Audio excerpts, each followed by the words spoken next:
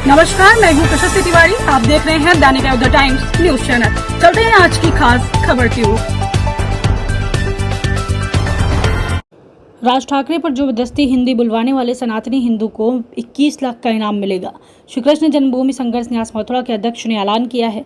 उन्होंने कहा कि राज ठाकरे हमारी सनातनी हिंदू भाइयों को मराठी नहीं बोलने पर पिटवा रहे हैं। यदि राज ठाकरे में दम है तो सलमान खान, शाहरुख खान, आमिर खान, अमिताभ बच्चन, जया बच्चन पर मराठी बुलवा कर दिखाओ। उन्होंने कहा यह लोग केवल गरीबों पर अपनी ताकत दिखा सकते हो। फलाहारी महाराज ने कहा कि हम राज ठाकरे को उत्तर प्रदेश, राजस्थान, दिल्ली में नहीं घुसने देंगे। बता दें कि ये वही दिनेश फलाहारी महाराज हैं जिन्होंने 3 वर्ष पहले संकल्प लिया था कि जब तक मथुरा से ईदगाह मस्जिद नहीं हटा देंगे तब तक भोजन नहीं करेंगे, अपने पैरों में पादुका नहीं पहनेंगे। आज भी फलाहारी महाराज तपस्या कर रहे हैं और अंतिम सांस तक अपने संकल्प का पालन करेंगे। ले जाओगे कितना देर में? हेलो, कितना देर में ले जाओगे? कब ले जाओगे?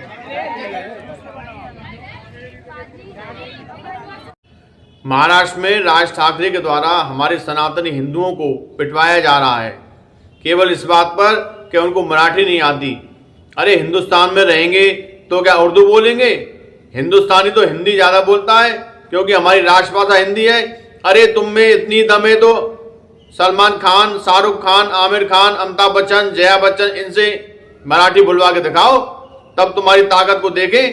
तुम लोग इन गरीब लोगों पर अत्याचार कर रहे हो। मेरा भी सनातनी हिंदू भाइयों से अपील है कि जो भी व्यक्ति इस राज ठाकरे पर जबरदस्ती हिंदी बुलवाएगा, श्री कृष्ण जन्मभूमि संघर्ष न्यास की तरफ से उसको 21 लाख का इनाम दिया जाएगा। ये लोग हमारे सनातनी हिंदू भाइयों को जातियों के आधार पर बांटना चाहते हैं।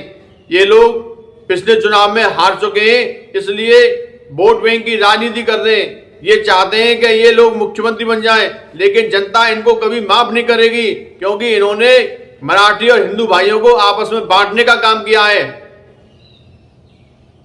जो राष्ट्र की संप्रभुता, अखंडता और एकता के और सनातन धर्म को विखंडित करने के लिए ये जो कुचक्र चल रहा है, इसको रोकने के लिए समस्त धर्मावलंबियों को, सनातन धर्मावलंबियों को, हिंदुओं को आगे आना चाहिए। कहीं देश में भाषा के नाम पर, कहीं देश में जाति के नाम पर आपस में सनातन को विखंडित कर रहे, हिंदू धर्म को तोड़ने का प्रयास कर रहे हैं। ऐसे लोगों पर देशद्रोह का कठोर से कठोर केस चलना चाहिए और सरकार को संज्ञान लेना चाहिए। आया है जब महाराष्ट्र में एक सज्जन को केवल इसलिए पीटा जा रहा है कि वो हिंदी भाषा का प्रयोग कर रहे हैं, जो अपने आप में बहुत ही निंदनीय है। जैसा हम सभी ने पढ़ा है बचपन से और हम सभी जानते हैं कि हिंदी न सिर्फ एक भाषा है बल्कि हिंदुस्तान की मातृभाषा और राष्ट्रभाषा है और संविधान के आर्टिकल 343(1) के अकॉर्डिंग हिंदी को राजभाषा का दर्जा प्राप्त है। ऐसे में हिंदी भाषा बोलने पर किसी पर हमला करना, किसी को पीटना अपने आप में संविधान के खिलाफ जाना है और मैं ऐसे लोगों के खिलाफ सरकार से बोलना चाहती हूँ कि इनके खिलाफ तुरंत कार्रवाई हो और इन सभी को जेल हो, ताकि आगे कोई इस तरीके की काम करने से पहले 100 बार सोचे कि हम संविधान को ऐसे ही हाथ में नहीं ले सकते। हमें प्रशासन का डर होना चाहिए और संविधान की सेवा करना, उसको मानना।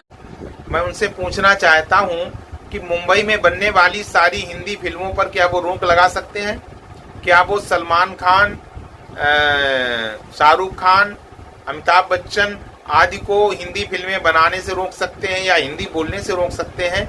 महाराष्ट्र में जाने वाले गरीब और असहाय लोगों के साथ यदि उद्धव ठाकरे और राज ठाकरे के द्वारा जनता को भड़का कर के अभद्रता का व्यवहार किया जा रहा है, तो ये देश को बांटने की कुत्सित मानसिकता है।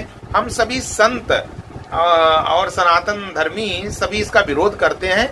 हिंदी भाषा राष्ट्रभाषा होनी चाहिए। माननीय मोदी जी को ये घोषित कर देना चाहिए।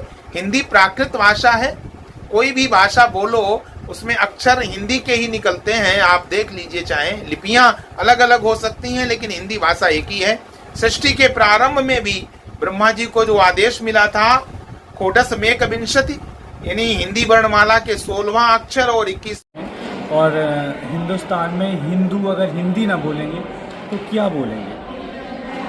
मराठियों में जो एक युद्ध छिड़ा हुआ है और हिंदी बोलने वालों पे जो द्वंद्व कर रहे हैं, तो ये विधर्मियों की कोई राजनीति है, इस पे सख्त से सख्त कार्रवाई करे सरकार। और ये तो शांति भंग करने की बात है।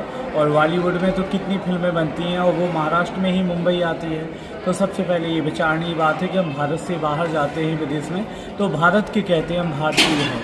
और भारत में हिंदी तो राष्ट्रभाषा है, देवभाषा संस्कृत है। और जब कोई भाषा तेलुगु, कन्नड़, मलयालम, गुजराती नहीं आती है तो हम इंग्लिश ही बोलते हैं। तो सबसे बड़ी विचारणीय बात है कि इंसान हो तो इंसानियत सीखिए और लड़ाई झगड़े में कुछ नहीं रखा है। और अपनी मानसिकता बदलें तो देश बदलेगा, सोच बदलेगा। बस। नमस्कार, मैं हूं प्रशस्ति तिवारी। आप देख रहे हैं दैनिक अयोध्या टाइम्स न्यूज चैनल। देश दुनिया की हर छोटी से बड़ी खबर के लिए जुड़े रहें हमारे साथ।